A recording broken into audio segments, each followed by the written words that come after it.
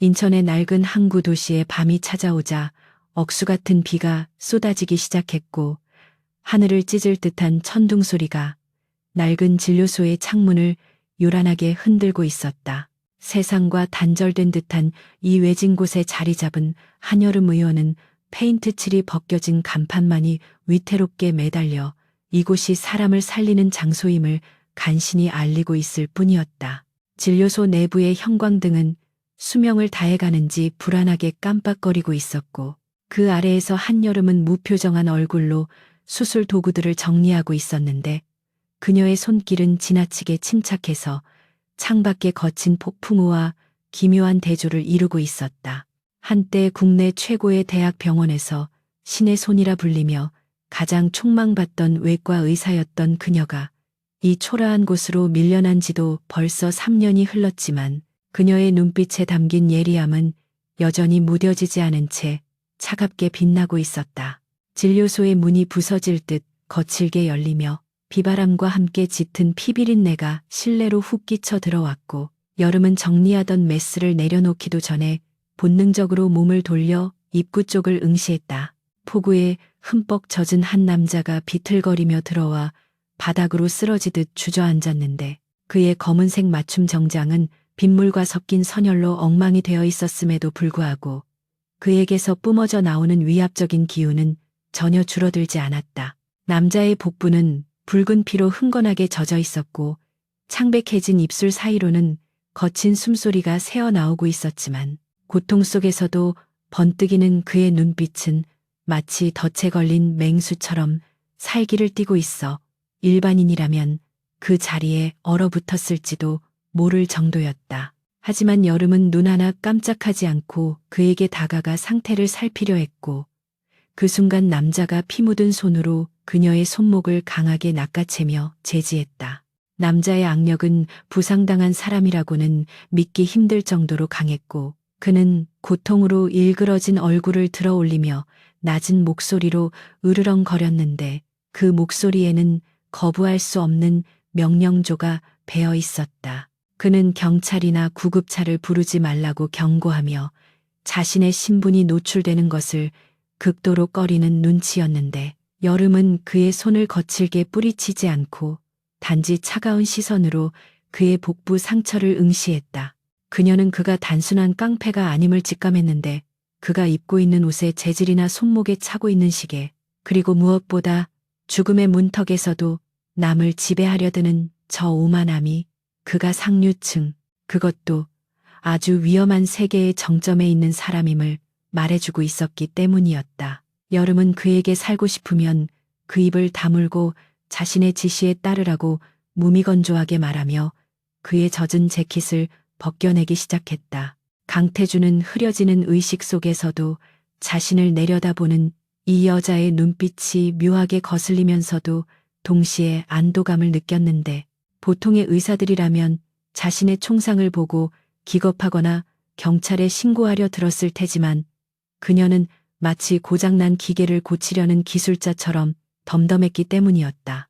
여름은 태주를 부축하여 진료실 안쪽의 낡은 수술대 위로 눕혔고 부족한 조명 아래서 드러난 상처는 생각보다 훨씬 심각해서 총알이 장기를 스치고 깊숙이 박혀 있어 당장 수술하지 않으면 과다출혈로 사망할 것이 분명해 보였다.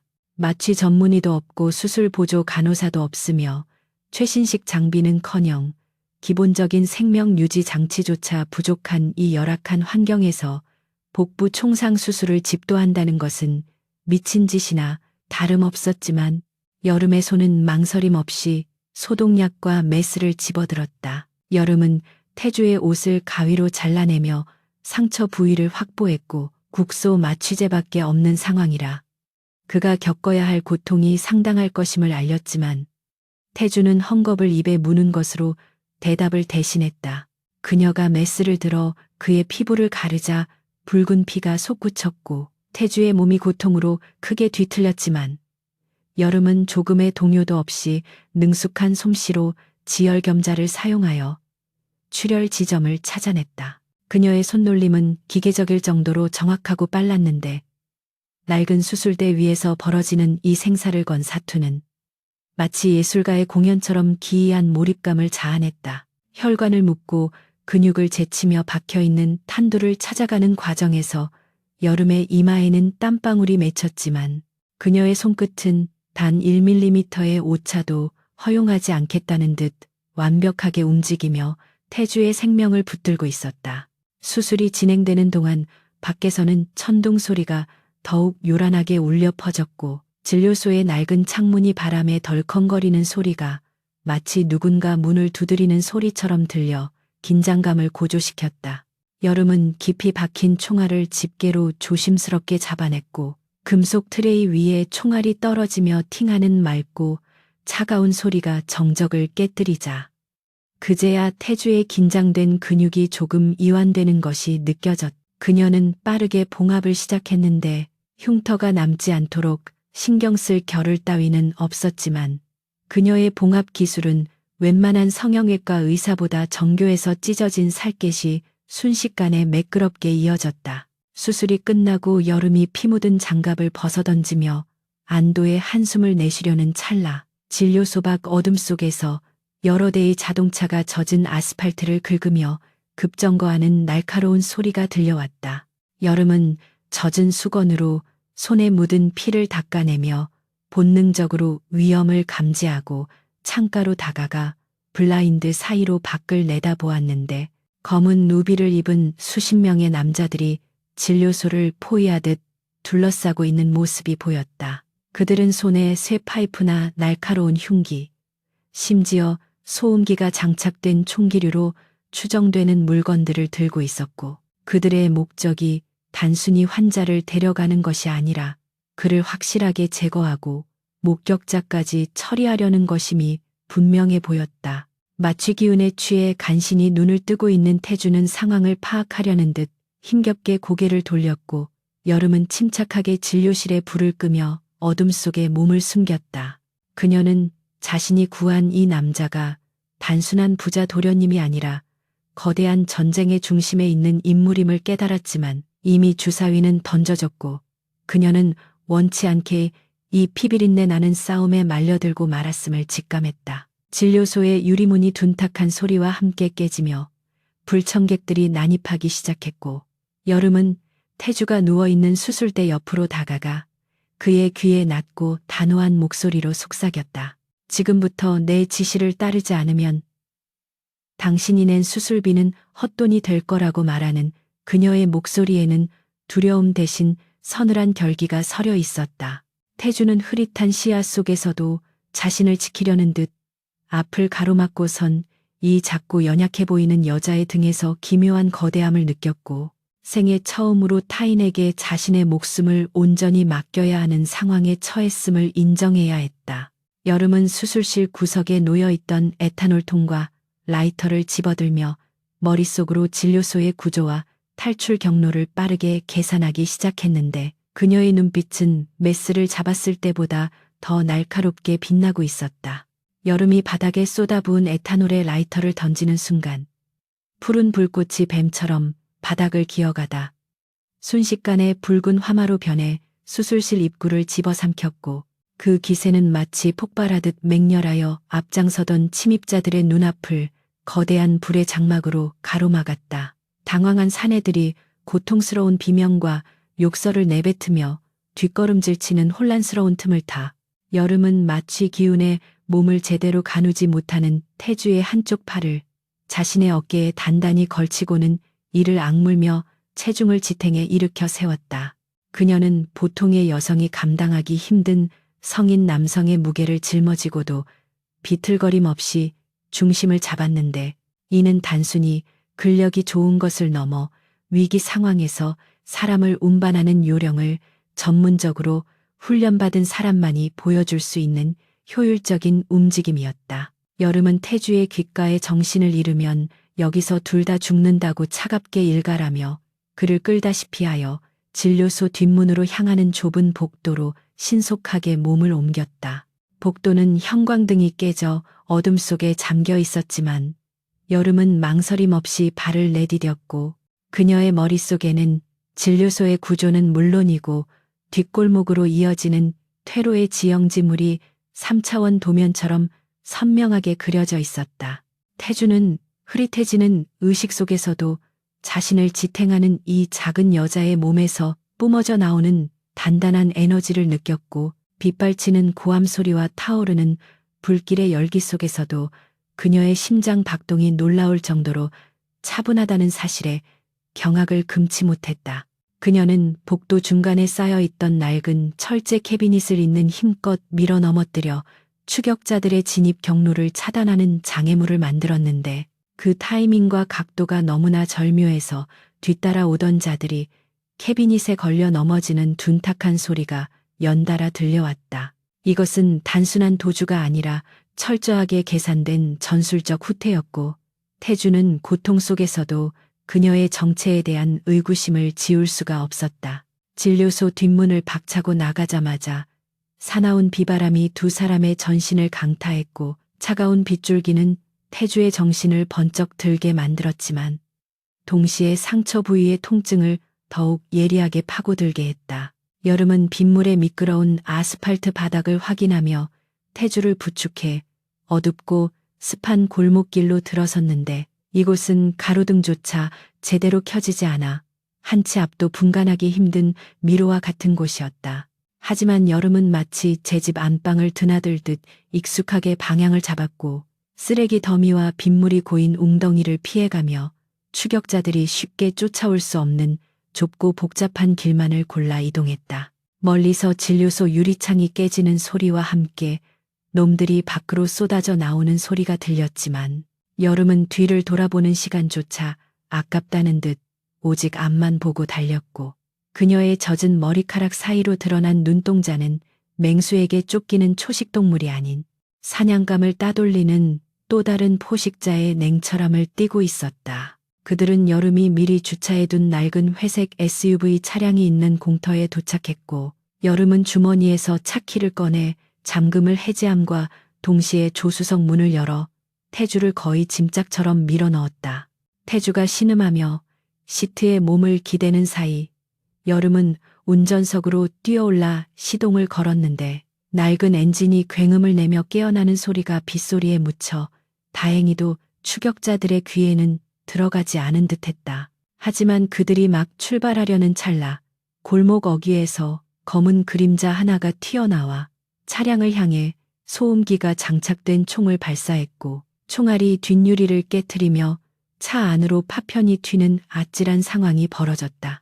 일반적인 사람이라면 비명을 지르거나 핸들을 놓쳤겠지만, 여름은 눈 하나 깜짝하지 않고 기어를 변속하며 엑셀러레이터를 바닥까지 밟아 차체를 급발진시켰다. 차량은 물보라를 일으키며 맹렬한 속도로 튀어나갔고, 여름은 백미러를 통해 쫓아오는 그림자들을 확인하며 능숙한 핸들링으로 복잡한 항구 도로를 질주하기 시작했다. 그녀는 빗길 운전의 위험성을 무시한 채 과감하게 코너를 돌았고, 타이어가 젖은 노면을 긁으며 내는 날카로운 마찰음이 차 안을 가득 채웠지만, 차체는 기이할 정도로 안정적인 궤적을 그리며 도로를 장악했다. 태주는 안전벨트를 꽉 쥐며 창밖으로 빠르게 지나가는 풍경을 바라보았는데, 이 여자의 운전 실력은 단순히 면허를 가진 수준이 아니라 특수주행 훈련을 받은 요원이나 레이서를 연상케 할 만큼 공격적이면서도 정교했다. 그는 복부에서 느껴지는 자결통을 참으며 옆자리의 여름을 쳐다보았고, 그녀의 옆얼굴은 긴장감보다는 고도의 집중력을 발휘하는 전문가의 무미건조한 표정으로 굳어 있어 그를 더욱 혼란스럽게 만들었다. 도심을 벗어나 인적 드문 외곽 도로로 접어들어서야 추격자들의 기척이 완전히 사라졌고, 여름은 그제야 속도를 조금 줄이며 백미러로 후방을 다시 한번 꼼꼼하게 확인했다. 차 안에는 빗방울이 차체를 때리는 소리와 두 사람의 가쁜 숨소리만이 맴돌고 있었고, 아드레날린이 가라앉자 태주는 참아왔던 고통이 밀려오는 듯 미간을 찌푸리며 억눌린 신음을 흘렸다.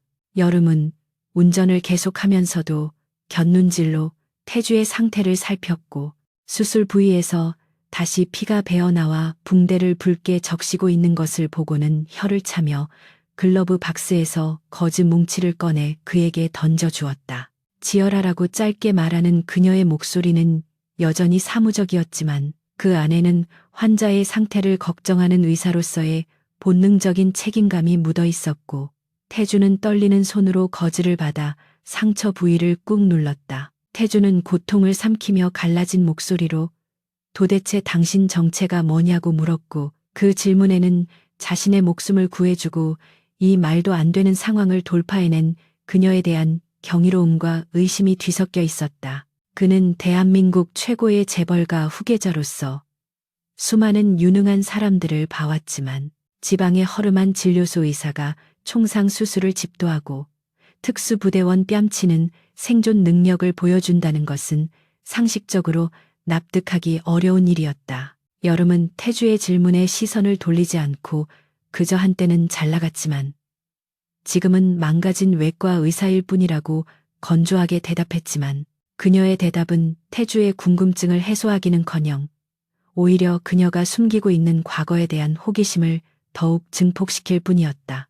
태주는 그녀가 단순한 의사가 아님을 확신했고, 어쩌면 자신이 살기 위해 잡은 이 동아줄이 생각보다 훨씬 더 튼튼하고 위험한 것일지도 모른다는 예감을 받았다.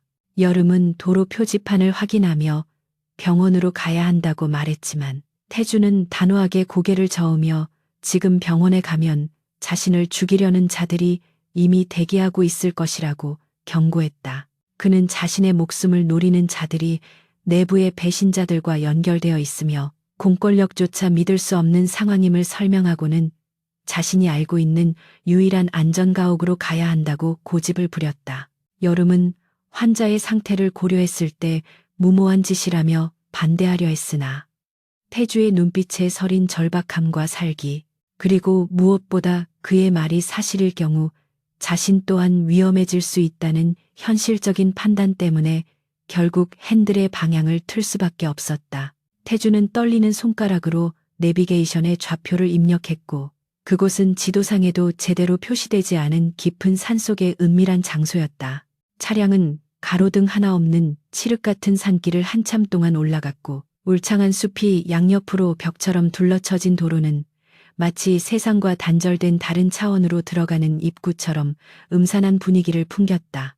여름은 비포장도로의 진동이 환자에게 무리를 주지 않도록 최대한 부드럽게 운전하려 애썼고, 태주는 식은땀을 흘리며 의식의 끈을 놓지 않기 위해 안간힘을 쓰고 있었다. 이윽고 거대한 철제 대문이 전조등 불빛 속의 모습을 드러냈고, 태주가 리모컨을 조작하자 육중한 문이 소리 없이 열리며 그들을 맞이했다.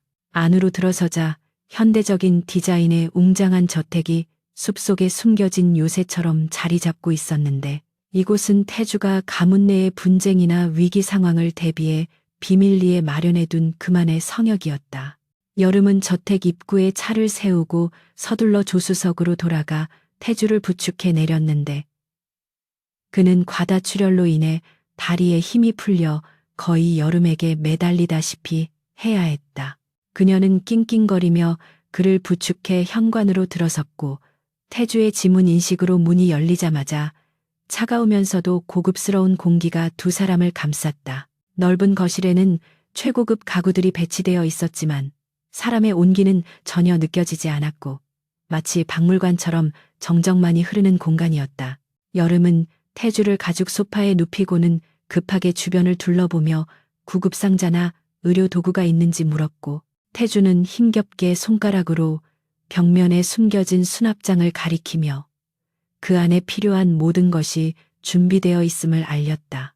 이 남자는 언제든 다치거나 쫓길 준비가 되어 있었던 것이다. 여름이 수납장을 열자 그곳에는 웬만한 응급실 수준의 의약품과 수술 도구들이 질서정연하게 정리되어 있었고, 그녀는 안도의 한숨을 내쉬며 필요한 물품들을 챙겨 태주에게로 돌아왔다. 그녀는 익숙한 손길로 태주의 젖은 셔츠를 완전히 걷어내고 상처 부위를 소독하기 시작했는데, 알코올 솜이 닿자 태주의 몸이 고통으로 움찔거렸지만 그는 신음소리 한 번 내지 않고 입술을 깨물며 버텼다. 여름은 그런 태주의 독한 모습에 혀를 내두르면서도 한편으로는 재벌 3세라는 껍데기 속에 숨겨진 생존 본능과 강인한 정신력에 대해 다시 한번 평가하게 되었다. 치료가 어느 정도 마무리되고 태주의 호흡이 안정되자 여름은 피 묻은 손을 닦으며 소파 옆 바닥에 주저앉아 그제야 긴장이 풀린 듯 깊은 숨을 몰아쉬었다. 태주는 천장에 시선을 고정한 채 낮은 목소리로 자신을 살려준 대가는 반드시 섭섭지 않게 치르겠다고 말하며 이제 돌아가도 좋다고 했지만 그의 말과는 달리 눈빛은 여전히 불안하게 흔들리고 있었다. 여름은 밖에는 아직도 당신을 죽이려는 놈들이 깔려 있을 것이고 당신 혼자서 이 상처를 감당할 수 없을 테니 상태가 안정될 때까지는 곁에 있겠다고 무심하게 대답했다. 사실 그녀 또한 지금 밖으로 나가는 것이 자살행위나 다름없음을 알고 있었고 무엇보다 의사로서 환자를 두고 떠나는 것은 그녀의 원칙에 어긋나는 일이었다. 태주는 고개를 돌려 여름을 바라보았고 희미한 조명 아래서 빛나는 그녀의 단호한 눈동자를 보며 난생 처음으로 타인에게서, 그것도 낯선 여자에게서 완벽한 보호를 받고 있다는 기묘한 안도감을 느꼈다. 밤이 깊어가고 밖에서는 여전히 폭우가 쏟아지고 있었지만 저태가는 정막 속에서 두 사람만의 미묘한 기류가 형성되고 있었다. 여름은 태주의 링거줄을 조절하며 그의 열이 오르는지 수시로 체크했고 태주는 마취제와 피로가 몰려와 무거운 눈꺼풀을 감으면서도 잠들면 이 여자가 사라질까봐 두려운 듯 자꾸만 눈을 뜨려 애썼다. 그는 몽롱한 의식 속에서 여름에게 왜 자신을 구했냐고 물었고 여름은 잠시 침묵하다가 그저 눈앞에 죽어가는 사람이 있었을 뿐이고 그게 내 직업이라고 짧게 답했다. 그 단순하고도 명료한 대답은 평생을 계산과 이익 속에서 살아온 태주에게 큰 충격으로 다가왔고 그는 서서히 잠에 빠져들며 이 여자를 절대 놓치지 않겠다고, 아니 놓쳐서는 안 된다고 본능적으로 다짐했다. 폭풍우가 지나간 다음 날 아침의 숲속은 거짓말처럼 평온하고 고요해서 밤새 들이닥쳤던 죽음의 공포가 마치 꿈이었던 것 같은 착각을 불러일으킬 정도였지만 강태주의 복부에서 느껴지는 묵직하고 날카로운 통증은 그 모든 것이 잔혹한 현실임을 명확하게 상기시켜주고 있었다. 그는 무거운 눈꺼풀을 힘겹게 들어올리며 낯선 천장을 응시하다가 이내 이곳이 자신이 비밀리에 마련해둔 안전 가옥임을 깨닫고 안도감과 동시에 몰려오는 갈증에 마른 침을 삼켰다.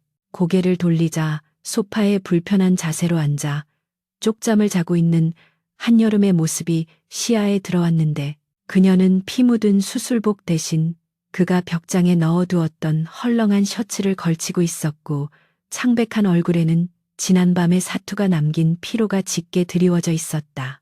태주는 인기척을 내지 않으려 조심스럽게 몸을 일으키려 했으나 복부 근육이 당겨지며 저절로 앓는 소리가 새어나왔고 그 미세한 소리에 여름은 조건반사적으로 눈을 번쩍 뜨며 자리에서 튀어올랐다. 여름은 잠이 덜 깬 상태에서도 의사로서의 본능이 앞서 태주의 곁으로 빠르게 다가와 그의 이마에 손을 얹어 체온을 확인하고 능숙한 손길로 맥박을 체크하기 시작했다. 그녀의 손은 차가웠지만 그 손길이 닿는 순간 태주는 기묘한 안정감을 느꼈고 밤새 고열에 시달리던 자신을 그녀가 한숨도 자지 않고 간호했음을 직감할 수 있었다.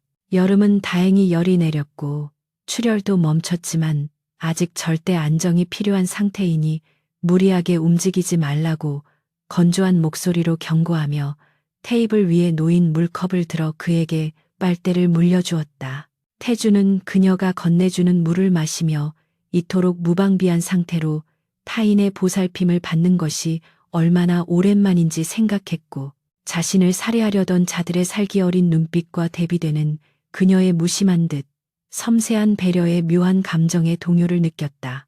물을 마시고 한결 정신이 맑아진 태주는 침대 헤드에 등을 기대고 앉아 여름을 빤히 쳐다보았는데 그의 눈빛은 더 이상 환자의 것이 아니라 거대 기업을 이끄는 냉철한 경영자의 것으로 돌아와 있었다.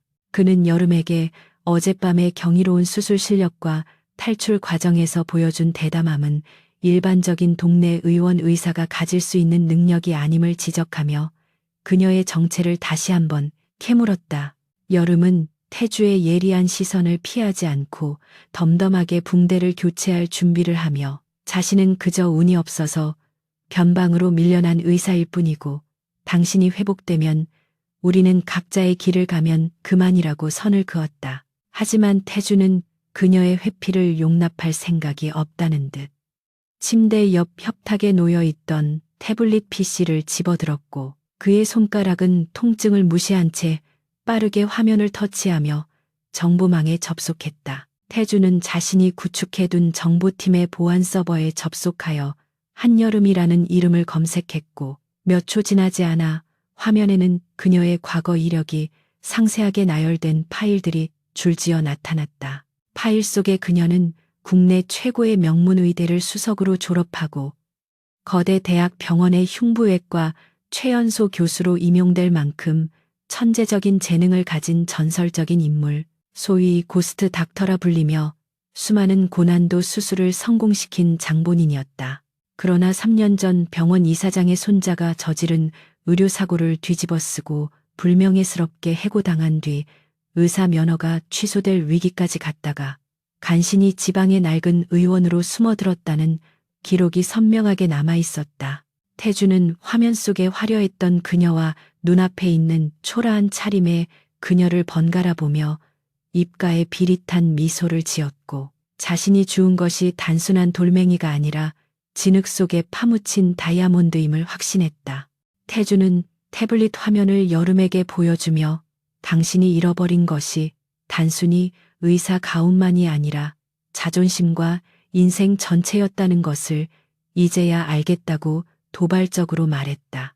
여름은 자신의 치부가 낱낱이 기록된 화면을 보고 순간적으로 얼굴이 굳어졌지만 이내 평정심을 되찾고는 남의 뒷조사나 하는 취미가 있는 줄은 몰랐다며 차갑게 응수했다. 태주는 그녀의 반응에 아랑곳하지 않고 당신을 구렁텅이로 몰아넣은 그 병원장이 바로 내 이복형과 손을 잡고 나를 제거하려는 세력의 일원이라는 사실을 털어놓았다. 이 말은 여름의 동공을 흔들리게 만들었고 태주는 그 틈을 놓치지 않고 우리는 같은 적을 두고 있다는 공통점이 있으니 서로가 서로에게 가장 필요한 무기가 될 수 있다고 은밀하게 속삭였다. 태주는 여름에게 파격적인 제안을 했는데 그것은 그녀가 자신의 개인 주치의가 되어 24시간 곁을 지키며 자신의 생명을 보호해 준다면 자신은 가지고 있는 모든 권력과 자본을 동원하여 그녀의 누명을 벗겨주고 그녀를 매장시킨 자들을 처절하게 응징해 주겠다는 계약이었다. 그는 지금 자신의 목숨을 노리는 자들이 병원과 의료 시스템까지 장악하고 있어 외부 병원은 믿을 수 없는 상황이며 오직 당신처럼 실력이 뛰어나고 그들과 적대적인 관계에 있는 사람만이 나를 살릴 수 있다고 설득했다. 이것은 단순한 고용계약이 아니라 목숨을 담보로 한 동맹이자 피로 맺어진 운명 공동체가 되자는 위험하고도 달콤한 유혹이었다.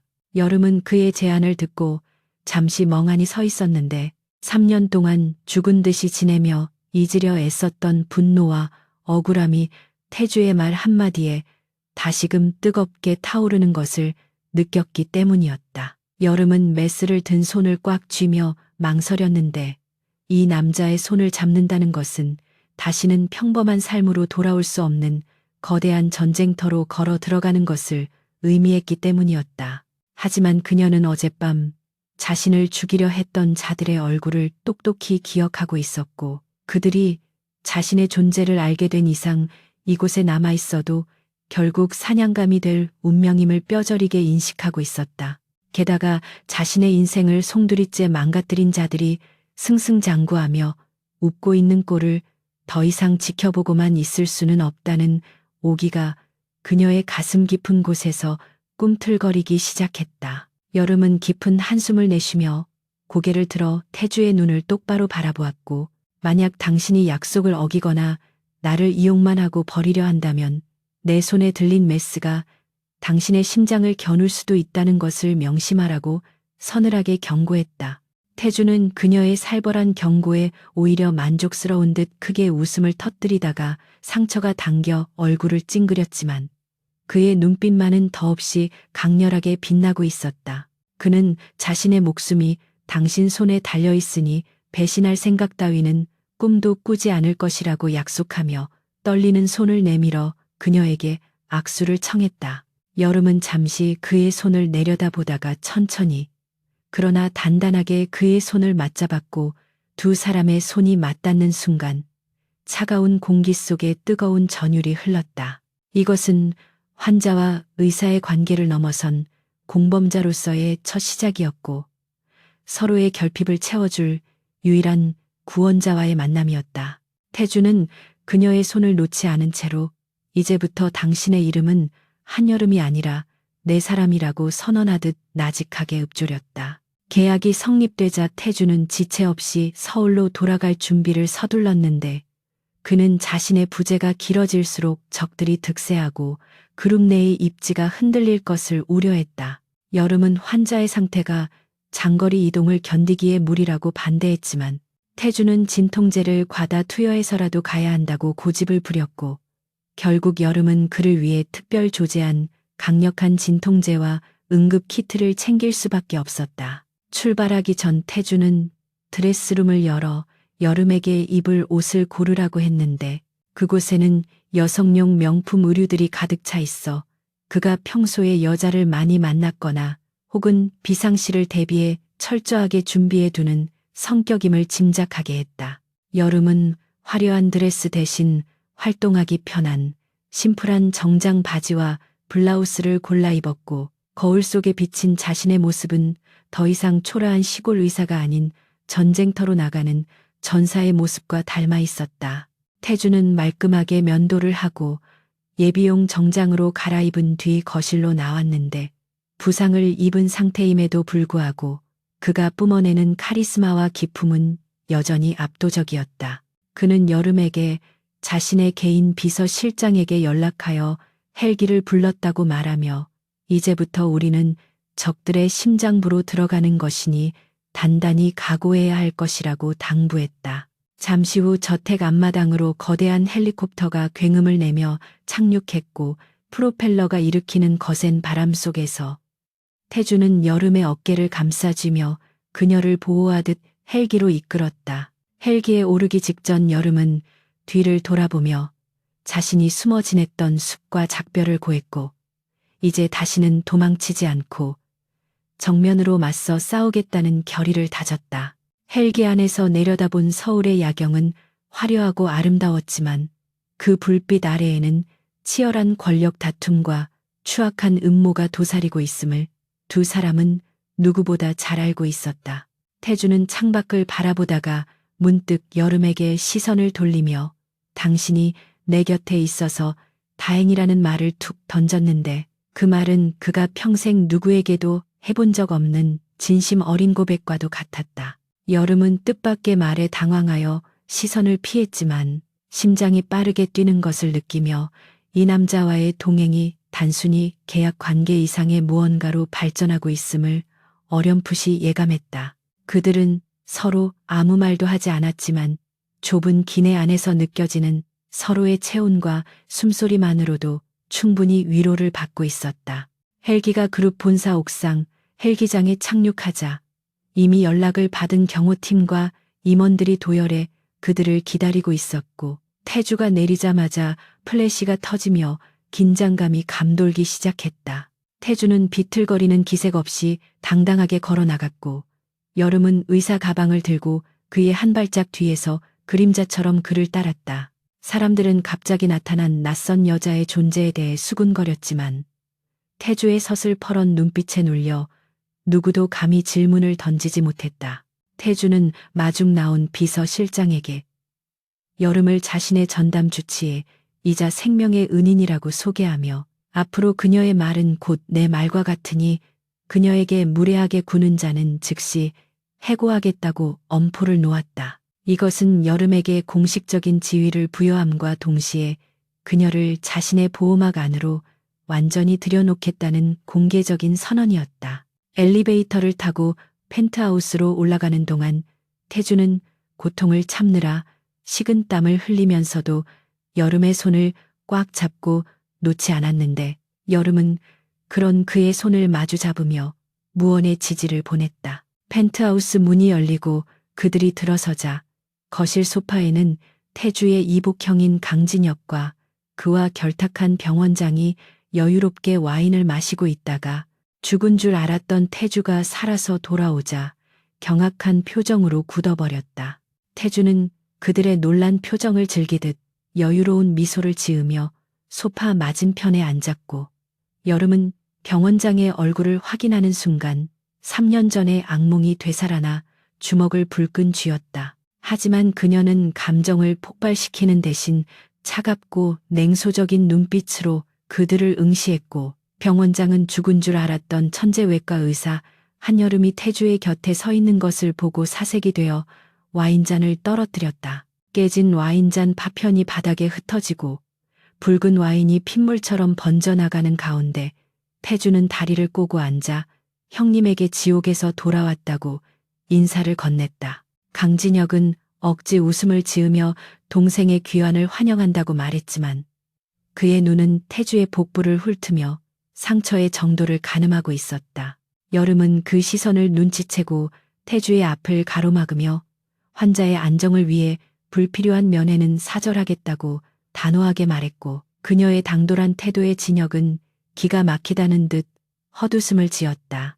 태주는 그런 여름의 뒷모습을 보며 든든함을 느꼈고 이제 본격적인 반격이 시작되었음을 직감했다. 전쟁의 서막이 올랐고 그 중심에는 상처 입은 사자 강태주와 복수의 칼날을 품은 의사 한여름이 나란히 서 있었다. 펜트하우스의 거실에 흐르던 정적은 깨진 와인잔의 파편처럼 날카롭고 위태로웠다. 병원장 최석훈은 마치 귀신이라도 본 듯 사색이 된 얼굴로 한여름을 응시하고 있었는데 그의 눈동자에는 3년 전 자신이 매장시켰던 천재 의사가 살아서 그것도 자신이 모시는 주군의 최대 정적인 강태주의 곁에 서 있다는 사실에 대한 공포와 당혹감이 뒤섞여 있었다. 강진혁은 병원장의 반응을 보고 흥미롭다는 듯 눈썹을 치켜세우며 이 볼품없는 차림의 여자가 대체 누구길래 천하의 최 원장이 이렇게 놀라느냐고 비아냥거렸다. 최석훈은 떨리는 입술로 그녀가 의료사고로 면허가 취소된 살인자나 다름없는 의사라고 소리치며 태주에게 당장 저 여자를 내치지 않으면 그룹의 이미지에 먹칠을 하게 될 것이라고 악을 썼다. 그의 목소리는 겉으로는 회사를 위하는 척했으나 실상은 자신의 과거 악행이 드러날까 두려워하는 비겁한 자의 발악에 불과했다. 여름은 쏟아지는 모욕과 비난 앞에서도 눈 하나 깜짝하지 않았고 오히려 최석훈을 향해 한 걸음 다가서며 차분하지만 서늘한 목소리로 입을 열었다. 그녀는 3년 전의 의료사고가 누구의 지시로 조작되었는지 그리고 그 대가로 누가 병원장 자리에 올랐는지 모두가 알고 있지 않냐며 전곡을 찔렀다. 그녀의 눈빛은 더 이상 억울함에 눈물 흘리던 힘없는 전공의의 것이 아니었고 산전수전을 겪으며 단단해진 강철과도 같아서 최석훈은 그녀의 기세에 눌려 뒷걸음질 칠 수밖에 없었다. 태주는 그런 여름의 모습을 흐뭇하게 바라보며 소파 깊숙이 몸을 기댔고 형님과 병원장을 향해 내 사람을 건드리는 건 나에 대한 선전포고로 간주하겠다고 낮게 으르렁거렸다. 강진혁은 태주의 태도에서 심상치 않은 기류를 읽고 일단 한 발 물러서기로 결정한 듯 병원장을 데리고 황급히 자리를 떴지만 나가는 순간까지 여름을 향해 던지는 그들의 시선에는 살기가 가득했다. 그들이 떠나고 난 뒤 태주는 참았던 고통을 토해내듯 거칠게 숨을 몰아쉬며 가슴을 부여잡았고 여름은 즉시 그에게 달려가 진통제를 투여하고 상태를 살폈다. 태주는 식은땀으로 젖은 얼굴을 하면서도 여름의 손을 잡으며 오늘 당신은 최고였다고 놈들이 겁을 먹은 게 눈에 보였다며 힘겹게 미소를 지었다. 여름은 환자가 흥분하면 상처가 터질 수 있다고 타박하면서도 3년 만에 처음으로 자신을 짓밟았던 자들에게 정면으로 맞선 것에 대해 묘한 해방감을 느꼈다. 그녀는 태주에게 당신이 약속을 지켰으니 나도 내 몫을 하겠다고 말하며 내일부터 시작될 진짜 전쟁을 위해 오늘은 푹 쉬어야 한다고 그를 침실로 이끌었다. 그날 밤 넓은 펜트하우스에는 두 사람의 숨소리만이 고요하게 채워졌지만 그것은 폭풍 전야의 고요함과도 같았다. 다음 날 아침 천일 그룹의 본사는 이른 시간부터 팽팽한 긴장감이 감돌고 있었는데 실종설과 사망설이 돌던 강태주 본부장이 출근한다는 소식이 전해졌기 때문이었다. 로비에는 수많은 취재진과 임직원들이 몰려들어 북새통을 이루고 있었고 검은색 리무진이 정문에 도착하자 수많은 플래시 세례가 쏟아졌다. 문이 열리고 완벽한 수트 차림의 태주가 내리자 사람들은 환호와 경악이 섞인 탄성을 질렀는데 그의 곁에는 어제와 달리 세련된 정장을 입은 여름이 그림자처럼 붙어 있었다. 그녀는 태주의 걸음 속도에 맞춰 걸으며 주변의 위협 요소를 스캔하는 경호원과 같은 눈빛을 하고 있었지만 손에는 닥터백을 들고 있어 그녀의 정체에 대한 사람들의 호기심을 자극했다. 직원들은 저 여자가 누구냐며 수근거렸고 개중에는 그녀가 쫓겨난 고스트 닥터임을 알아보는 사람들도 있어 로비는 순식간에 웅성거림으로 가득 찼다. 태주는 주위의 시선에 아랑곳하지 않고 당당하게 엘리베이터로 향했는데 그때 로비 한쪽에서 웅성거림이 비명으로 바뀌며 소란이 일어났다. 그룹의 원로 이사이자 태주의 몇 안 되는 우군인 김이사가 갑자기 가슴을 부여잡고 쓰러진 것이었다. 사람들은 당황하여 우왕좌왕했고 보안 요원들이 달려왔지만 의학적 지식이 없는 그들이 할 수 있는 것은 아무것도 없었다. 태주는 본능적으로 걸음을 멈추고 상황을 파악하려 했고 여름은 태주의 눈짓을 받기도 전에 이미 인파를 해치고 김이사에게로 달려가고 있었다. 쓰러진 김이사의 얼굴은 이미 청색증으로 파랗게 질려 있었고 호흡이 거의 멈춘 상태라 1분 1초가 급한 위급 상황이었다. 그때 최석훈 병원장이 이끄는 그룹 의료팀이 뒤늦게 도착했는데 그는 여름이 환자를 살피고 있는 것을 보자마자 노발대발하며 당장 비키라고 소리쳤다.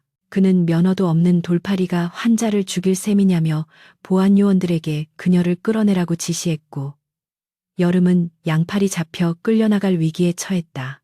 하지만 여름은 요원들의 손을 뿌리치며 최석훈을 노려보았고 지금 이 환자는 단순한 심정지가 아니라 기도 폐쇄로 인한 질식 상태라며 당장 조치하지 않으면 뇌사가 진행될 것이라고 외쳤다.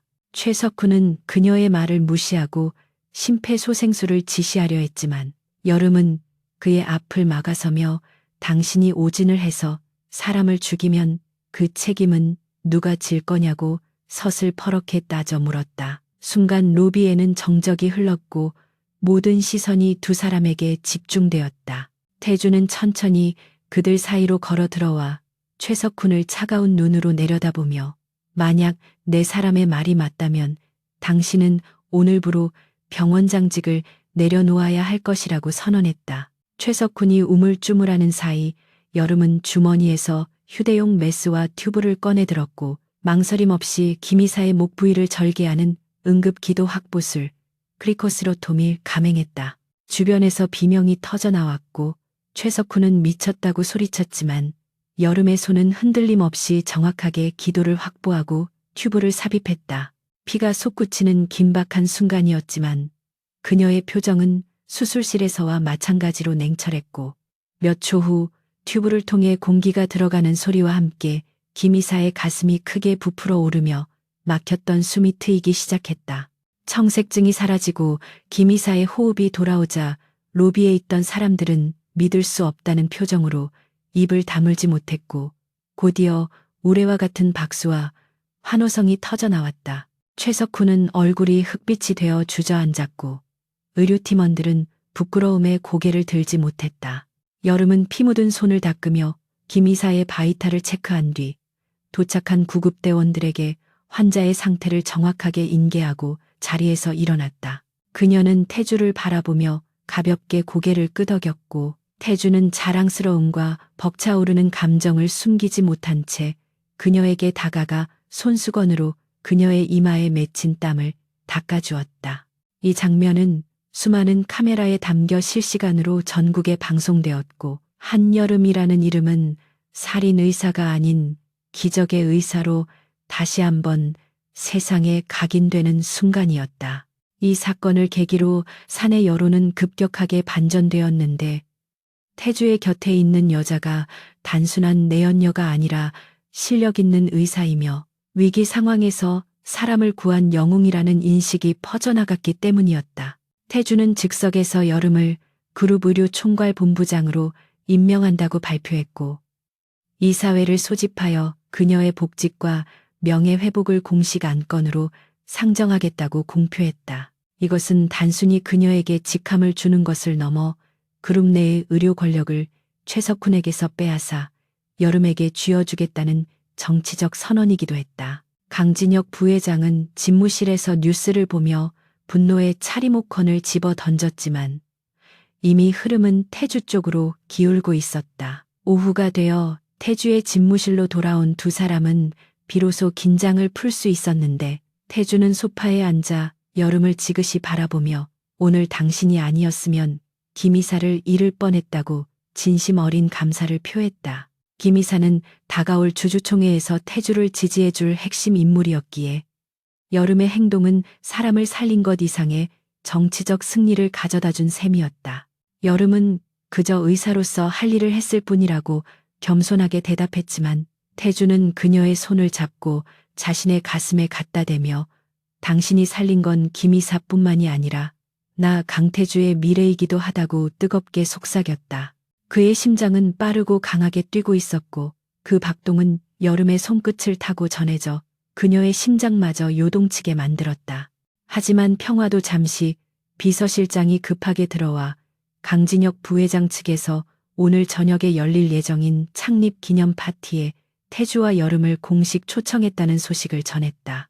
그것은 겉으로는 화해를 청하는 제스처였지만 실상은 그들의 안방인 호텔 연회장으로 불러들여 확실하게 끝장을 보겠다는 함정이나 다름없었다. 태주는 초대장을 손가락으로 튕기며 차가운 미소를 지었고, 옆에 있던 여름은 불안한 눈빛으로 그를 쳐다보았다. 태주는 여름의 어깨를 감싸며 두려워할 것 없다고, 호랑이를 잡으려면 호랑이 굴로 들어가야 한다고 말하며 그녀를 안심시켰다. 여름은 태주의 단단한 눈빛을 보며 고개를 끄덕였고, 오늘 밤이 이 길고 긴 싸움의 분수령이 될 것임을 직감하며 마음속으로 칼날을 갈았다. 파티 준비를 위해 스타일리스트들이 들이닥쳤고, 여름은 화려한 이브닝 드레스로 갈아입게 되었다. 짙은 네이비색의 오프숄더 드레스는 그녀의 하얀 피부와 가녀린 어깨 라인을 돋보이게 했고, 평소 묶고 다니던 머리를 풀어 웨이브를 주자 그녀는 전혀 다른 사람처럼 고혹적인 분위기를 풍겼다. 태주는 턱시도를 차려입고 기다리다가 드레스룸에서 나오는 여름을 보고 잠시 말을 잃었는데, 항상 피 묻은 가운이나 헐렁한 옷만 입던 그녀의 숨겨진 아름다움에 넋을 놓은 것이었다. 그는 다가가 그녀의 손에 키스하며 오늘 밤 파티장의 모든 눈이 당신을 향할 것이지만 당신은 오직 나만 바라보면 된다고 달콤하게 속삭였다.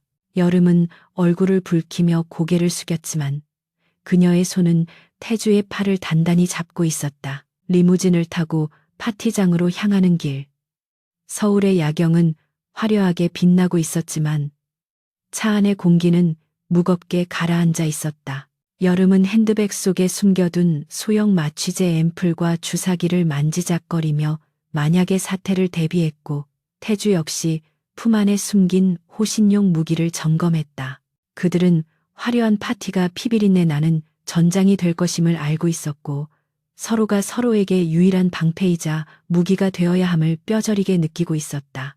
차가 호텔 로비에 도착하고 화려한 샹들리에 불빛이 쏟아지는 입구에 들어서자 수많은 귀빈과 정재계 인사들이 그들을 주목했다. 태주는 여름의 허리를 감싸 안고 보란 듯이 당당하게 걸어 들어갔고, 그들의 등장은 마치 왕과 왕비의 귀환처럼 파티장의 공기를 압도했다. 그리고 저 멀리 강진혁과 최석훈이 독배를 든 채 비릿한 미소를 지으며 그들을 기다리고 있었다. 호텔의 거대한 연회장은 마치 다른 세상에 온 듯 화려함의 극치를 보여주고 있었다. 천장에는 수천 개의 크리스털로 장식된 샹들리에가 눈부신 빛을 쏟아내고 있었고, 바닥에는 붉은색 카펫이 깔려 있어 참석자들의 발걸음 소리를 부드럽게 흡수했다. 대한민국 정재계를 주름잡는 인사들이 최고급 턱시도와 드레스를 입고 삼삼오오 모여 담소를 나누고 있었지만 그들의 미소 뒤에는 서로의 약점을 탐색하고 이익을 계산하는 날카로운 눈빛들이 숨겨져 있었다. 강태주와 한여름이 연회장 입구에 들어서는 순간 실내를 가득 채우던 웅성거림이 일순간 멈추며 모든 시선이 두 사람에게 꽂혔다. 태주의 완벽한 외모와 압도적인 카리스마는 물론이거니와 그 옆에 선 한여름의 고혹적인 자태는 사람들의 예상을 완전히 뒤엎는 것이었다. 며칠 전까지만 해도 살인 의사라며 손가락질 받던 그녀가 오늘은 마치 이 거대한 제국의 안주인이라도 된 듯 당당하고 우아한 모습으로 서 있었기 때문이었다. 강태주는 여름의 허리를 감싼 손에 살짝 힘을 주며 그녀를 에스코트했고, 여름은 긴장감으로 굳어지려는 표정을 애써 관리하며 우아한 미소를 유지했다. 그녀의 눈은 쉴 새 없이 주변을 스캔하고 있었는데 화려한 꽃장식 뒤나 웨이터들의 동선, 그리고 보안 요원들의 배치 상황 등을 면밀히 살피며 잠재적인 위협 요소를 찾고 있었다.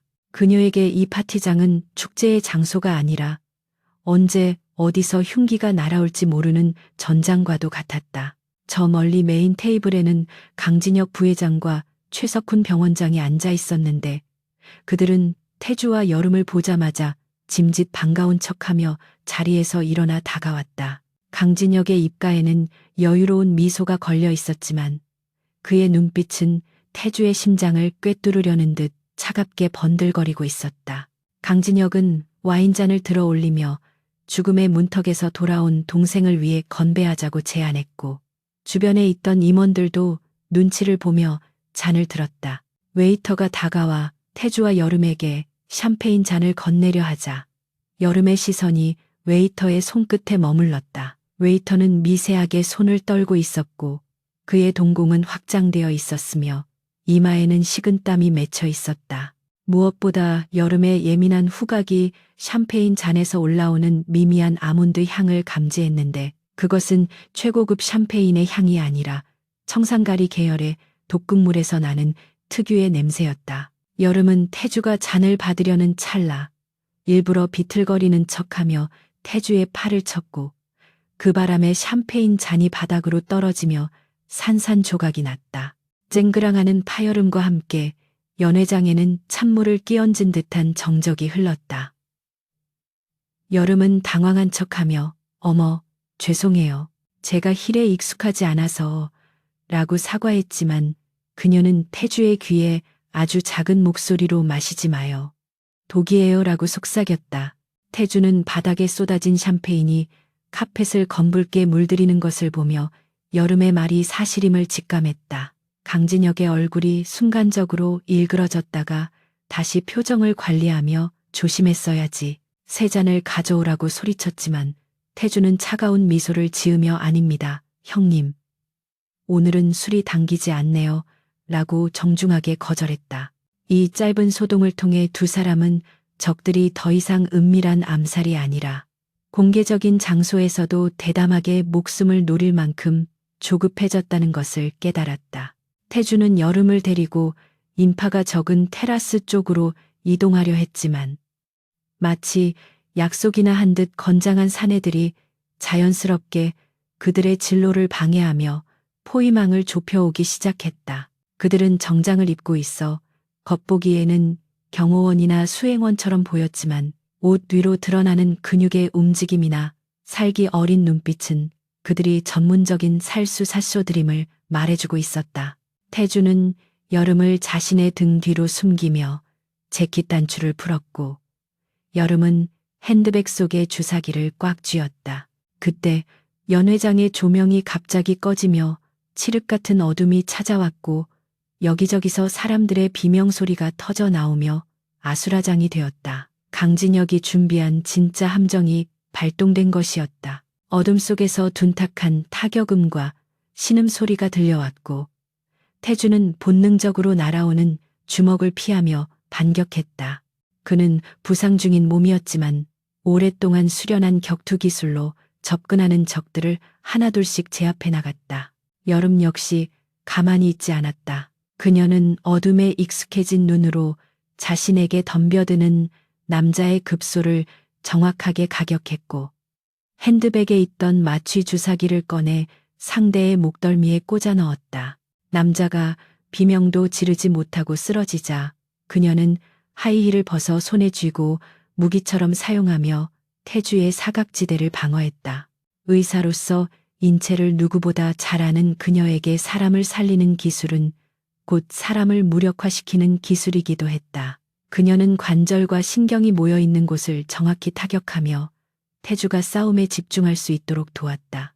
태주는 여름의 놀라운 대처 능력에 감탄할 겨를도 없이 그녀의 손목을 잡고 비상구 쪽으로 달리기 시작했다. 하지만 비상구 앞에는 이미 무장한 괴한들이 버티고 있었고 그들은 소음기가 장착된 권총을 꺼내 들었다. 총구에서 불꽃이 튀며 픽픽 하는 소리와 함께 총알이 날아들었고 주변에 있던 장식물들이 박살났다. 태주는 근처에 있던 테이블을 뒤집어 엄폐물을 만들고 여름을 그 뒤로 밀어 넣었다.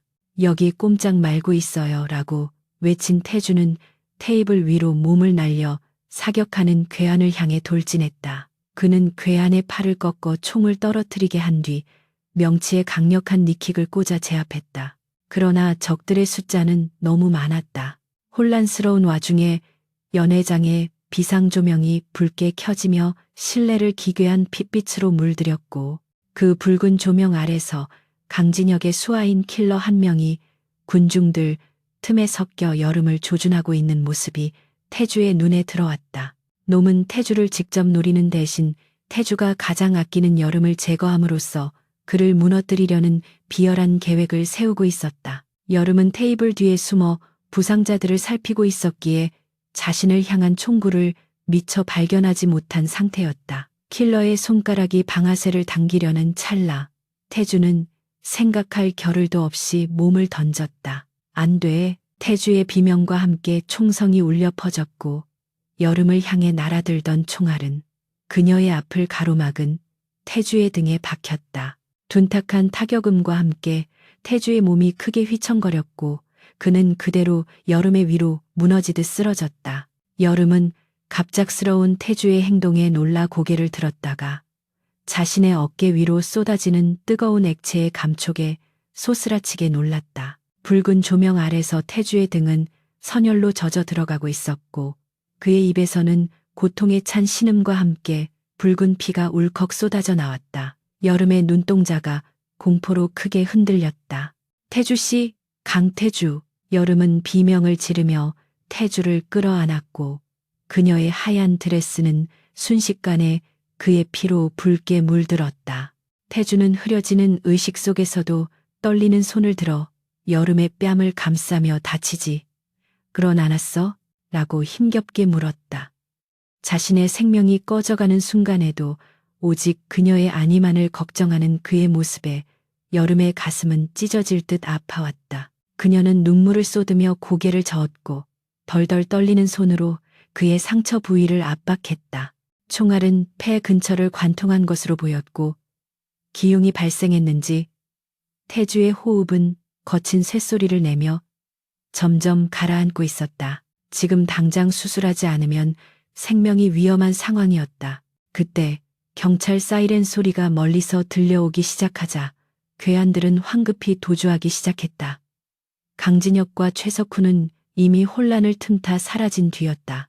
여름은 패닉에 빠질 뻔한 정신을 부여잡고 의사로서의 냉정함을 되찾으려 안간힘을 썼다. 그녀는 주변에 널려있는 냅킨들을 모아 지혈을 시도하며 태주의 귓가에 대고 울먹이는 목소리로 소리쳤다. 정신 차려요. 당신 나 살리겠다고 했잖아.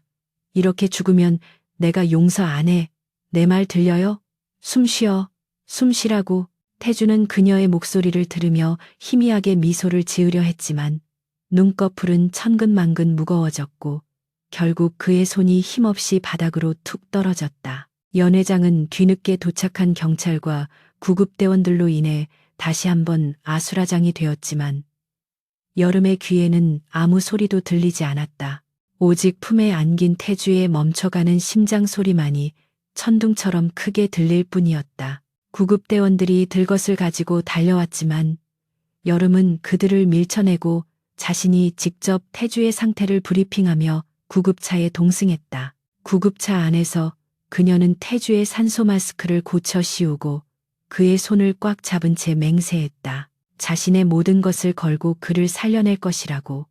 그리고 그를 이렇게 만든 자들을 기필코 찾아내어 지옥보다 더한 고통을 안겨주겠노라고. 차량의 흔들림 속에서 여름의 눈빛은 슬픔을 넘어선 섬뜩한 살기로 번뜩였다. 그녀는 더 이상 누명을 쓰고 도망치던 패배자가 아니었다. 사랑하는 남자를 지키기 위해 그리고 무너진 정의를 바로 세우기 위해 기꺼이 악마가 되기로 결심한 복수의 화신이었다. 그녀의 머릿속에서는 이미 강진혁과 최석훈을 무너뜨릴 치밀하고 잔혹한 계획이 수립되고 있었다. 구급차는 요란한 사이렌 소리를 울리며 어둠 속을 질주해 나갔지만 그 소리는 마치 부패한 권력자들을 향한 선전포고처럼 들렸다. 수술실의 차가운 공기는 팽팽한 긴장감으로 가득 차 있었고 심전도 모니터의 규칙적인 신호음만이 유일한 소음으로 공간을 채우고 있었다. 한여름은 자신의 감정을 철저히 배제한 채 오로지 외과 의사로서의 본능과 기술만으로 메스를 잡고 있었는데 그녀의 손끝은 강태주의 찢어진 폐와 혈관을 봉합하기 위해 기계처럼 정교하게 움직이고 있었다. 총알이 척추를 비껴가고 대동맥을 건드리지 않은 것은 천운이었지만 출혈량이 워낙 많아 수혈팩이 쉴 새 없이 교체되어야만 했다.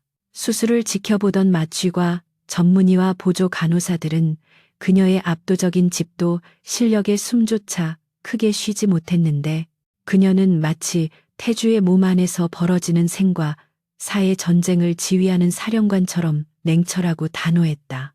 5시간에 걸친 대수술 끝에 마지막 봉합 매듭이 지어지자 여름은 그제야 참고 있던 숨을 깊게 내쉬며 수술용 현미경에서 눈을 떼었고 모니터의 바이탈 사인은 비로소 안정적인 곡선을 그리기 시작했다.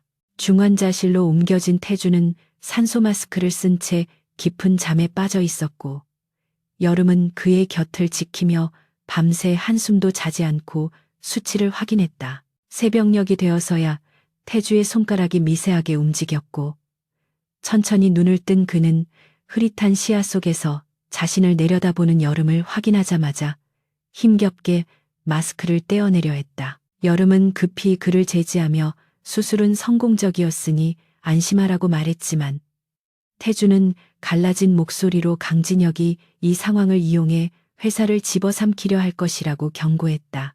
그는 자신의 부상을 여기 용해야 한다고 주장하며 자신이 의식불명 상태에 빠졌다는 거짓 정보를 흘려 적들을 방심하게 만들고 그들이 본색을 드러낼 때 일망타진하자는 위험한 제안을 했다. 여름은 환자의 안정이 최우선이라며 반대하고 싶었지만 태주의 눈빛에 서린 결기와 이것이 그들을 무너뜨릴 유일한 기회라는 사실을 부정할 수 없었기에 결국 그의 뜻에 따르기로 결심하고 무거운 고개를 끄덕였다.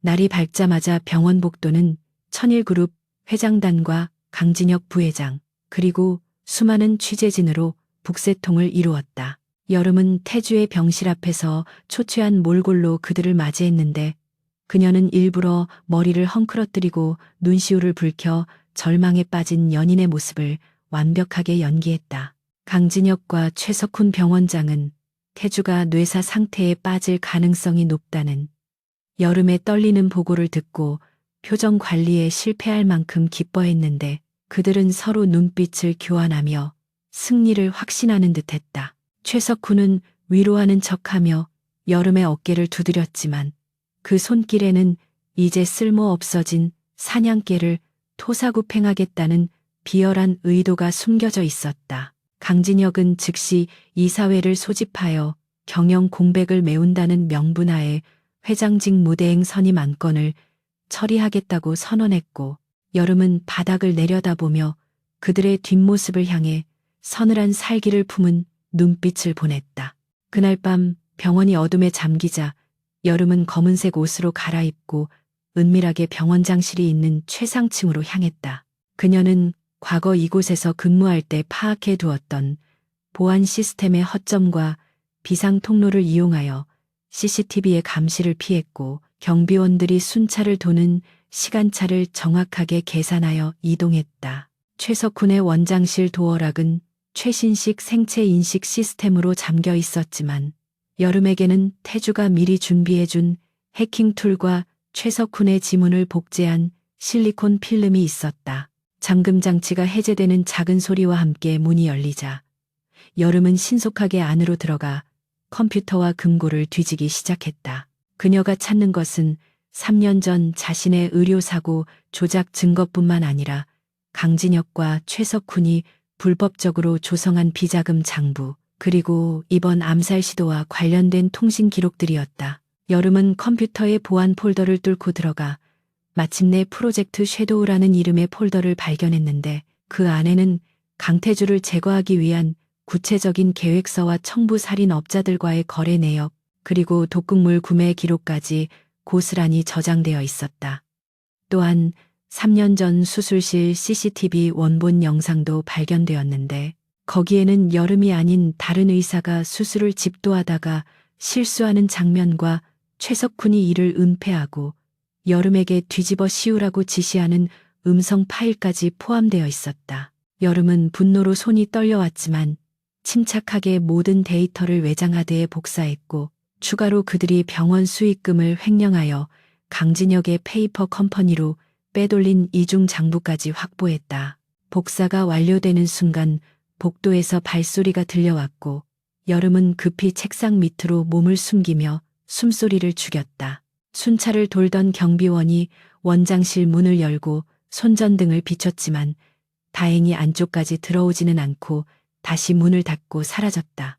여름은 안도의 한숨을 내쉬며 창문을 통해 비상계단으로 빠져나갔고, 옥상에서 대기하고 있던 태주의 비서실장에게 확보한 증거물을 전달했다. 이제 모든 준비는 끝났고 남은 것은 화려한 피날레뿐이었다. 다음 날 아침, 천일그룹 대회의실에서는 긴급 주주총회가 열리고 있었고, 강진혁은 단상에 올라 태주의 건강 악화를 이유로 자신이 그룹을 이끌어야 한다고 열변을 토하고 있었다. 주주들과 이사들은 침통한 표정으로 그의 말에 동조하는 분위기였고, 최석훈은 구석에서 회심의 미소를 지으며 자신의 앞날을 낙관하고 있었다. 강진혁이 취임 승인 투표를 시작하려는 찰나 회의실의 육중한 문이 쾅 하는 소리와 함께 활짝 열렸다.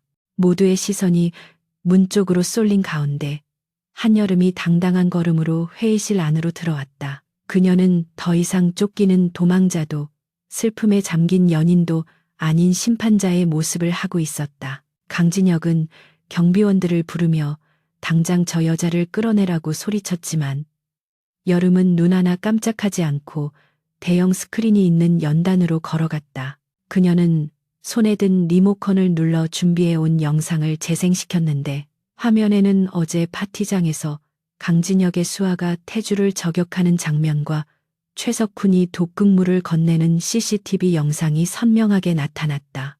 회의장은 순식간에 아수라장이 되었고 주주들은 경악을 금치 못하며 웅성거리기 시작했다. 강진혁은 조작된 영상이라며 고래고래 소리를 질렀지만 여름은 차분하게 마이크를 잡고 추가적인 증거들을 하나씩 공개하며 그들의 숨통을 조여갔다. 여름은 3년 전 의료사고의 진실이 담긴 영상과 비자금 장부 내역을 띄우며 이 자리에 있는 최석훈 병원장이 의사로서의 양심을 팔고 살인을 청부했으며 강진혁 부회장은 친동생을 죽이고 회사를 가로채려 했다는 사실을 만천하에 폭로했다. 최석훈은 다리에 힘이 풀려 주저앉았고 강진혁은 얼굴이 불그락푸르락해져서 여름에게 달려들려 했다. 바로 그 순간 회의실의 다른 쪽 문이 열리며 휠체어를 탄 강태주가 모습을 드러냈다. 그는 링거를 꽂고 있었고 얼굴은 창백했지만 그가 뿜어내는 압도적인 아우라는 건강할 때와 조금도 다르지 않았다. 죽은 줄 알았던 혹은 식물인간이 된 줄 알았던 태주가 나타나자 회의실은 찬물을 끼얹은 듯 정적에 휩싸였고 강진혁은 귀신을 본 듯 뒷걸음질 치다 의자에 걸려 넘어졌다. 태주는 비서의 도움을 받아 힘겹게 자리에서 일어나 단상으로 걸어갔고 여름은 그가 쓰러지지 않도록 옆에서 단단히 부축했다. 태주는 마이크를 잡고 형님을 내려다보며 지옥 입구까지 갔다가 형님이 너무 보고 싶어서 돌아왔습니다. 라고 낮게 읊조렸다. 그는 경찰청장과 검찰 관계자들이 이미 밖에서 대기 중임을 알리며 강진혁과 최석훈을 살인 미수 및 횡령, 배임 혐의로 즉각 고발한다고 선언했다. 곧이어 수사관들이 회의실로 들이닥쳐 강진혁과 최석훈의 손에 수갑을 채웠고 그들은 끌려나가면서도 서로에게 책임을 전가하며 추한 꼴을 보였다. 주주들은 태주의 이름을 연호하며 박수를 보냈고 태주는 그 환호 속에서 오직 여름만을 바라보며 감사의 눈빛을 보냈다. 모든 상황이 정리되고 회의실에 두 사람만 남게 되었을 때 태주는 긴장이 풀린 듯 휘청거렸고 여름은 그를 품에 안아 지탱했다. 태주는 여름의 어깨에 얼굴을 묻으며 당신이 없었다면 나는 이미 죽은 목숨이었을 것이라고 당신이 나를 살렸고 내 세상을 지켜주었다고 고백했다. 여름은 그의 등을 토닥이며 이제 모든 악몽은 끝났으니 당신은 살아서 행복해질 의무가 있다고 따뜻하게 위로했다. 창밖으로 들어오는 햇살이 두 사람을 비추며 그들의 승리를 축복하고 있었고 피비린내 나는 전쟁터에서 피어난 그들의 사랑은 그 어떤 보석보다 단단하고 찬란하게 빛나고 있었다. 이것은 단순한 복수극의 끝이 아니라 서로의 상처를 보듬어 아는 두 영혼이 만들어낼 새로운 미래의 시작이었다.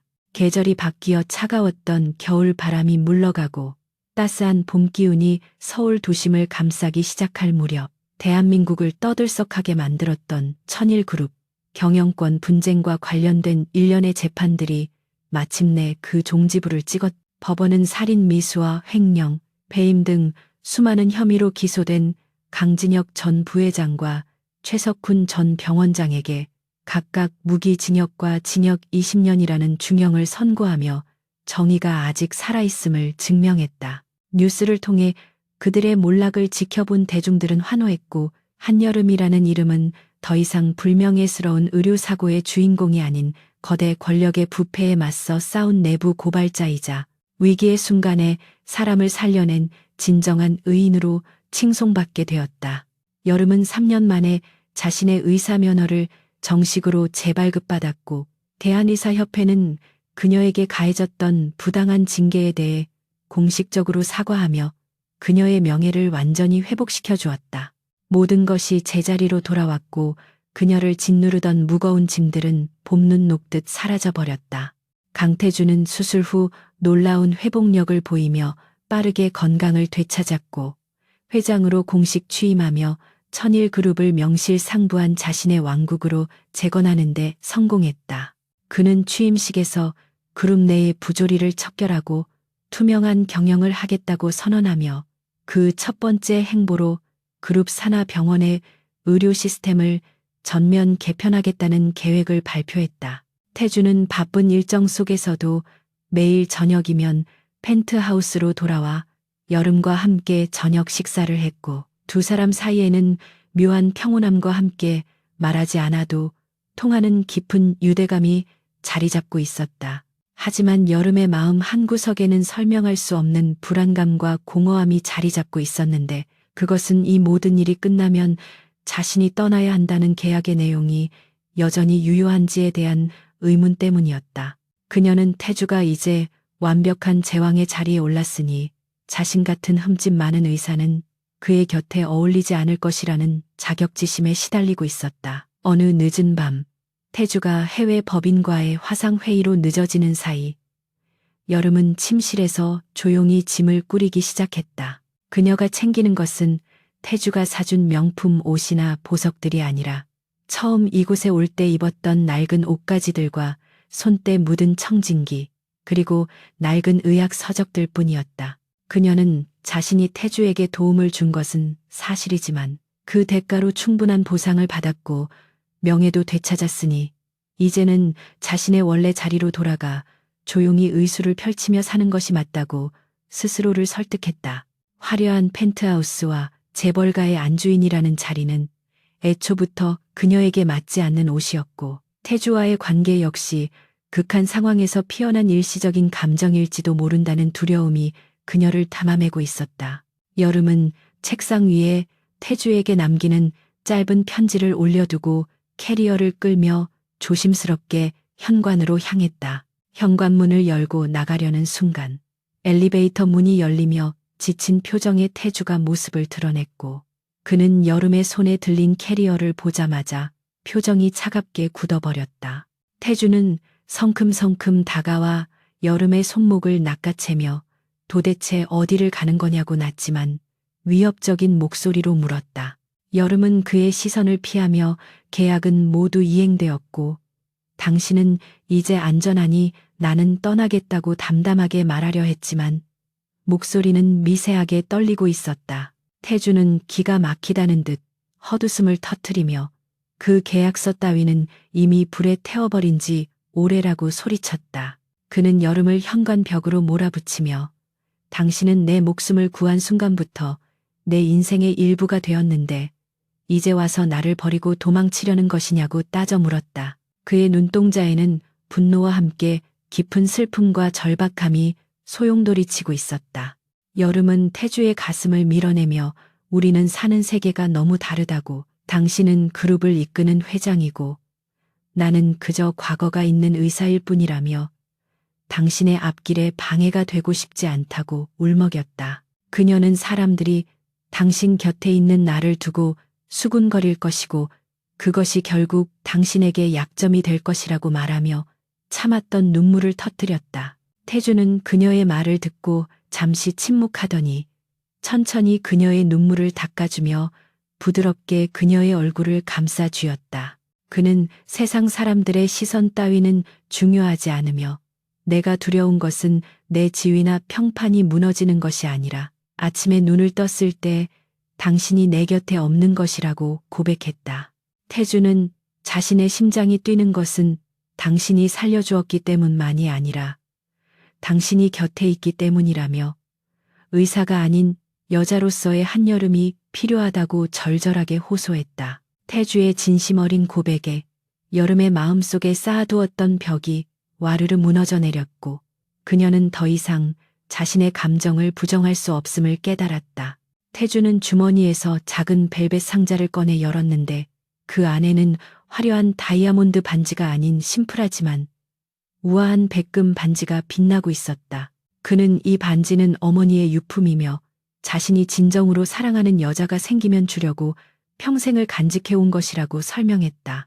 태주는 여름의 손에 반지를 끼워주며 내 생명의 은인이자 나의 유일한 사랑인 당신에게 평생 내 주치의이자 반려자가 되어달라고 청혼했다.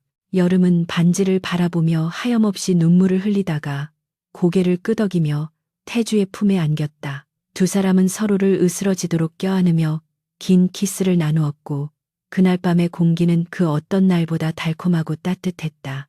시간은 다시 빠르게 흘러 1년이라는 세월이 지났고 천일그룹 산하의 천일대학병원은 개원 이래 가장 성대한 취임식 준비로 분주했다. 병원 로비에는 수많은 화환이 줄지어 서 있었고 강당은 의료계 인사들과 기자들로 가득 차발 디딜 틈이 없었다. 단상에 오른 사회자가 신임 병원장의 이름을 호명하자 우레와 같은 박수 소리와 함께 단아한 정장 차림의 한여름이 당당하게 모습을 드러냈다. 그녀는 이제 더 이상 숨어 지내던 고스트 닥터가 아니라 실력과 인품을 모두 갖춘 최연소 병원장으로서 모든 이들의 존경을 받는 위치에 서 있었다. 여름은 취임사에서 환자의 생명을 최우선으로 생각하는 병원, 돈이 없어 치료받지 못하는 사람이 없는 병원을 만들겠다고 힘주어 말했고 그녀의 진정성 있는 연설은 많은 사람들의 심금을 울렸다. 취임식이 끝나고 리셉션장으로 이동하는 여름의 곁에는 언제나처럼 강태주 회장이 든든하게 서 있었다. 그는 그룹 회장으로서의 바쁜 일정에도 불구하고 아내의 취임식을 축하하기 위해 모든 스케줄을 비우고 달려온 것이었다. 태주는 여름의 허리를 감싸며 오늘 당신이 세상에서 제일 멋지다고 귓속말을 했고, 여름은 수줍게 웃으며 당신 덕분이라고 화답했다. 두 사람은 리셉션장의 발코니로 나와 서울의 야경을 내려다보았는데 1년 전 피비린내 나는 도주국을 벌였던 그 밤과는 사뭇 다른 평화롭고 아름다운 풍경이 그들 눈앞에 펼쳐져 있었다. 태주는 와인잔을 건네며 인천의 그 낡은 진료소에서의 만남이 자신의 인생을 이렇게 바꿔놓을 줄은 몰랐다고 회상했고, 여름 역시 그날 밤 당신을 살린 것이 내 인생 최고의 선택이었다고 미소 지었다. 태주는 여름의 손을 잡고 자신의 가슴에 얹으며 이곳에 당신이 살려낸 심장이 뛰고 있는 한 나는 영원히 당신만을 위해 살 것이라고 맹세했다. 여름은 그의 가슴에서 전해지는 힘찬 박동을 느끼며 이제는 칼을 들어 사람을 살리는 의사로서 뿐만 아니라 한 남자의 아내로서도 그를 지키고 사랑하겠다고 다짐했다. 두 사람의 시선이 마주치고 서로를 향한 깊은 신뢰와 사랑이 담긴 눈빛이 오가는 가운데 밤하늘에는 축하 불꽃이 화려하게 터져 올랐다. 불꽃은 어둠을 밝히며 찬란하게 빛났고 그것은 마치 시련과 고통을 이겨내고 마침내 행복을 쟁취한 두 사람의 앞날을 축복하는 듯했다. 그들은 잡은 손을 놓지 않고 함께 미래를 향해 걸어 나갔다. 몇 달 후 주말을 맞아 태주와 여름은 수행원도 없이 단둘이 차를 몰고 인천의 그 낡은 항구 도시로 향했다. 재개발 소식에 들썩이는 주변 분위기와 달리 여름이 운영했던 낡은 진료소 건물만은 예전 모습 그대로 보존되어 있었다. 태주가 이 건물을 매입하여 리모델링하지 않고 그대로 두라고 지시했기 때문이었다. 여름은 먼지 쌓인 진료소 문을 열고 들어가 익숙한 소독약 냄새를 맡으며 묘한 향수에 젖었다. 좁은 수술대, 낡은 책상, 그리고 깨진 창문 틈으로 들어오는 바닷바람까지 모든 것이 그날 밤의 기억을 생생하게 불러일으켰다. 태주는 수술대를 어루만지며 이곳이 우리의 역사가 시작된 곳이라고 말했고, 여름은 웃으며 그때 당신 성격 정말 최악이었다고 농담을 던졌다. 태주는 웃음을 터뜨리며 그렇기 때문에 당신 같은 천사를 만날 수 있었던 것 아니냐고 능글맞게 받아쳤다. 여름은 진료소 한쪽 벽면에 걸린 자신의 옛 의사 가운을 바라보다가 주머니에서 작은 청진기를 꺼내 태주의 귀에 꽂아 주었다. 그리고 자신의 가슴에 청진기를 대며 들어보라고 했다. 쿵, 쿵, 쿵. 규칙적이지만 빠르게 뛰는 심장 소리가 태주의 귓가에 울려 퍼졌다. 들려요? 당신을 만날 때마다 이렇게 뛰어요. 그때도, 지금도, 그리고 앞으로도. 여름의 말에 태주는 청진기를 빼고 그녀를 와락 끌어안았다. 낡고 초라한 진료소 아니었지만 그 순간 그곳은 세상 그 어떤 궁전보다도 따뜻하고 사랑으로 가득 찬 공간이었다. 밖에서는 갈매기 소리가 들려오고 창문 너머로 붉은 노을이 지고 있었다.